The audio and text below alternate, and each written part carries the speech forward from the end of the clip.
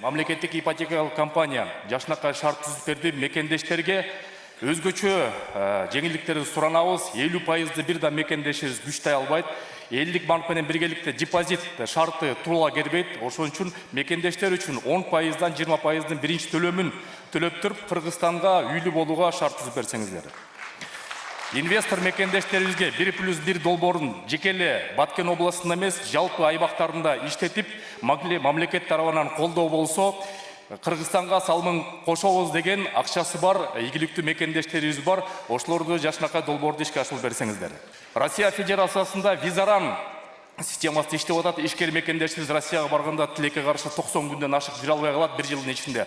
Ошону орус тарап бизге стратегиялык өнөктөш болгондуктан ошол жагын сүйлөштүрүп, частный визит менен Россияга кирген мекендештерге визаран системасын жокко чыгарып берсеңиздер.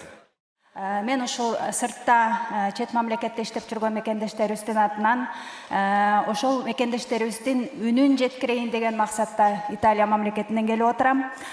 Биздин маселе эң биринчиси бул мамлекеттик ипотекалык программанын алкагында ушул мигранттардын ситуациясын өзүнчө статус кылып бөлүп бериңиздер деп суранабыз. Анткени себебин айтайын, мигрант сыртка эң биринчи бул үй бүлөсүн, өзгөчө жаш балдарын тыштап, сыртка турак жай алайын, үй сатып алайын деген максат менен чыгышат эң биринчи. Анан ошондо бул жакта балдары ата мээринин көрбөй, эне мээринин көрбөй алыста өсүп калып атышат.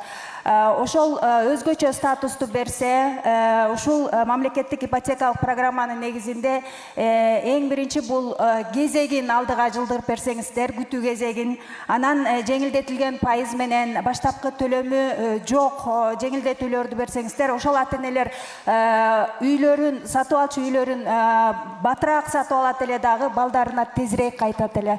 Ошол эне мээринин ата мээринин көрбөй жаткан балдарыбыз ошол ата-энесинин жанында болот эле да. Үй проблемасын биз мамлекеттик ипотекалык компанияга тапшырма бергенмин, иш башкармалыкка мыйзам киргизип атат, жогорку кеңешке мигранттарга өзүнчө кезек менен деп, баягы тезирээк, баягы жалпы кезек эмес, тезирээк алыш үчүн анан кийин ошо мигранттарга анан мүмкүнчүлүгү чектелгендерге ошондой өзүнчө кылып беребиз. Азыр мына 70 миңден ашык үйлөр салынып атат жалпы республика боюнча. Ошон үчүн азыртадан эле кезекке тура берсеңер деле болот, бирок баары эле Бишкек, Ош, Жалал Абадка туруп албагыла да. Ар ким мындай кичи шаарларда да салынып атат, башка борборлордо да.